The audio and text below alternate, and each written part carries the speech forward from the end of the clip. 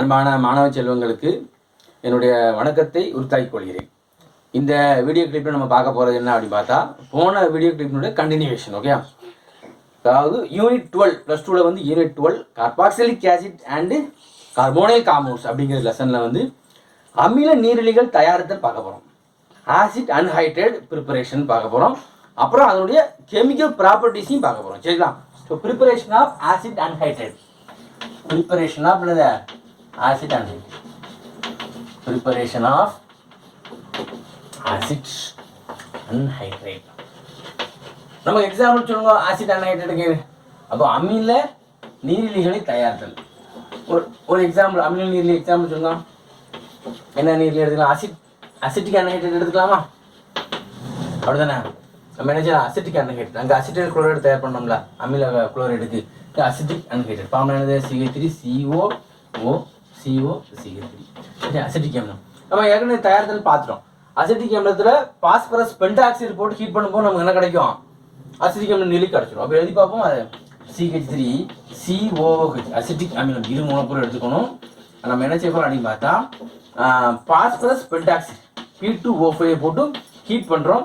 நமக்கு என்ன செய்ய? நீர் மூலக்கூறு வெளியே போய் நம்ம என்ன கிடைக்குது அப்படின்னு பார்த்தா CH3COCH3 இந்த மாதிரி கிடைக்கும். இன்னொரு நமக்கு ஒரு ரியாக்ஷன் இருக்குது.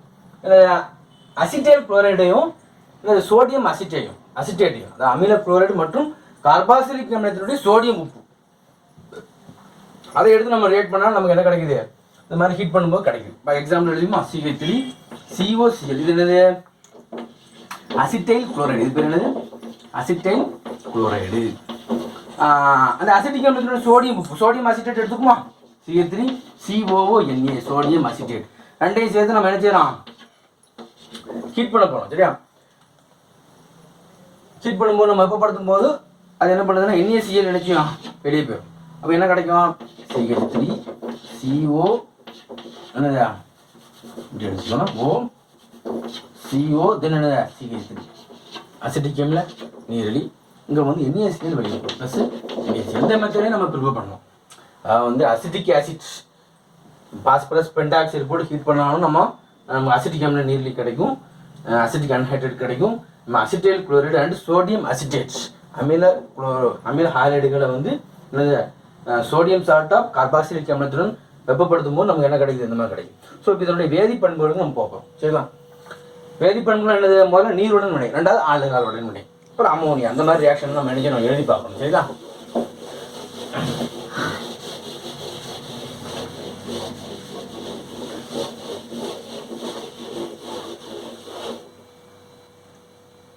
நீராட் பகுத்தல். ஃபர்ஸ்ட் என்னது? Chemical properties. கெமிக்கல் ப்ராப்பர்ட்டிஸ்ல ஃபர்ஸ்ட் ஒன் என்னது? ஹைட்ரோலைசிஸ். Okay, hydrolysis reaction. நீராட் பகுத்தல்.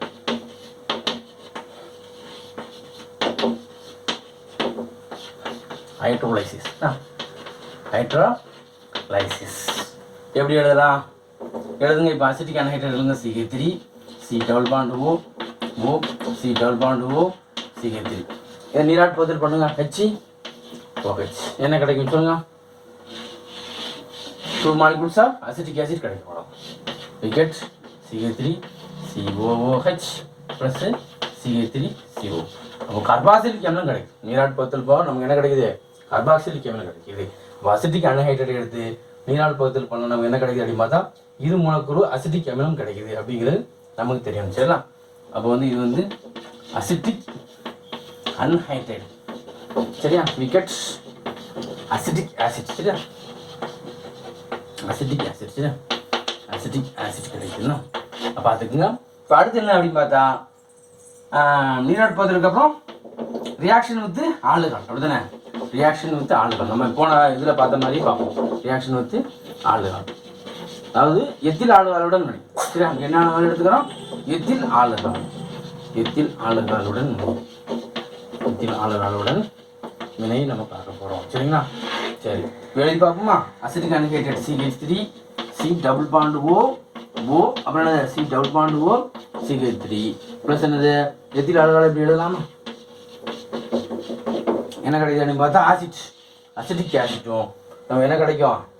எஸ்டரும் கிடைக்கும். சரியா, விக்கெட் என்ன கிடைக்குது அப்படிமா அதை எழுதுங்க. CH3 C double bond O C2H5. அப்புறம் என்னது இதில் உள்ளது எழுதுங்க plus CH3 COOH.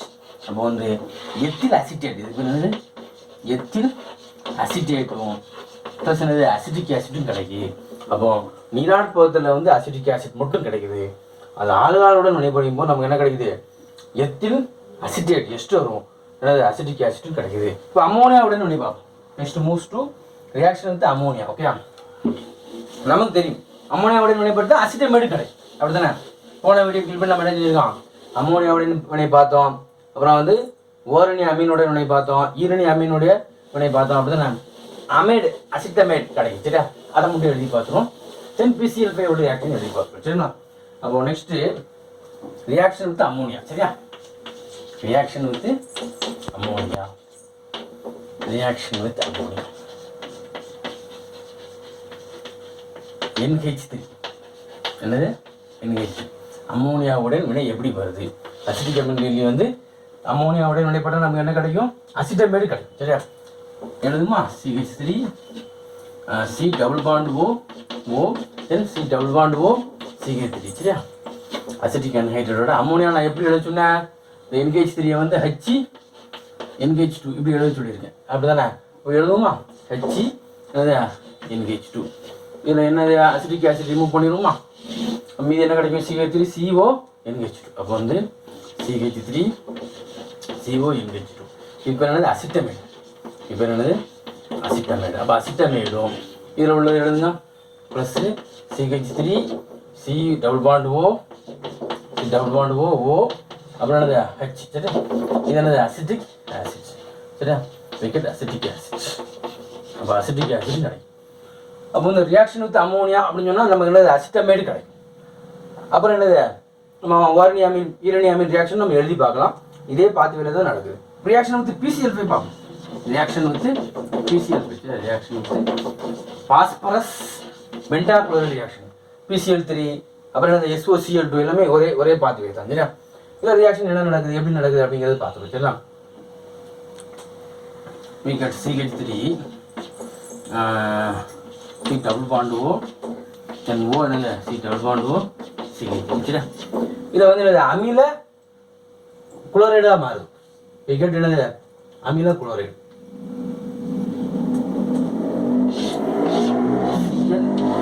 Plus PCl3 இப்படி பிரிச்சுக்கணும். PCl3 ரியாக்ஷன் நம்ம எப்படி பிரிக்கிறோம், எப்படி பிரிச்சுக்கணும். சரியா, அப்போ நமக்கு வந்து 2 மூலக்கூறு அப்படி தானே, 2 மாலிகூல்ஸ் ஆஃப் எழுதுங்க CH3 C double bond O Cl. சரியா, அப்போ CH3 C double bond O Cl அப்புறம் என்ன CH3 C double bond O Cl. So அது 2 மூலக்கூறு போட்டிருக்கேன். அப்புறம் plus POCl3 plus POCl3. So அப்போ வந்து இந்த மாதிரி PCl3யோட PCl5ஓட ரியாக்ட் பண்ணும்போது நமக்கு என்ன கிடைக்குது, அசிட்டைல் குளோரைடு. இப்போ என்னது அசிட்டைல் குளோரைடு கிடைக்குது அப்படிங்கிறது தெரியும். ஸோ அப்போ இதில் வந்து நம்ம வந்து என்னெல்லாம் பார்த்துருக்கோம், ஒரு 4 வேதிப்பண்புல மொத்தம் 4 பார்த்துருக்கோம், அப்படி தானே? ஃபஸ்ட்டு வந்து நம்ம வந்து அசிட்டிக் அன்ஹைட்ரேட்டோட ப்ரிப்பரேஷன் பார்த்தோம். அசிட்டிக் அன்ஹைட்ரேட் ப்ரிப்பரேஷன் வந்து 2 மாலிகூல்ஸ் ஆஃப் அசிட்டிக் ஆசிட்டை வந்து என்னது பாஸ்பரஸ் பென்டாக்சைடு போட்டு ஹீட் பண்ணும்போது நமக்கு என்ன கிடைக்குது, அசிட்டிக் அன்ஹைட்ரேட் கிடைக்குது. அப்படின்னு அசிட்டைல் குளோரைடு ப்ளஸ் என்னது சோடியம் அசிட்டேட்டை போட்டு வெப்பப்படுத்தும் போது நமக்கு என்ன கிடைக்குது, அசிட்டிக் அன்ஹைட்ரேட் கிடைக்குது. 2 ரியாக்ஷனும் ஏதோ ஒன்று நம்ம நினைக்கலாம் தயாரித்தல நம்ம எழுதிக்கலாம். ஓகேங்களா, அடுத்து வேதி பண்புகள்னு சொன்னால் நீர் ஆல்கஹால் அமோனியா அப்புறம் என்னது PCl5 இந்த 4 தான் உன்னோட புத்தகத்தில் கொடுத்துருக்கு.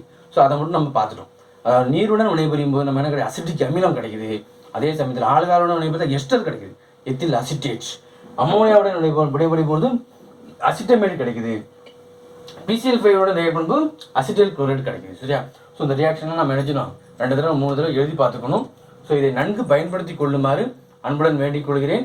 நன்றி மாணவர்களே, நன்றி.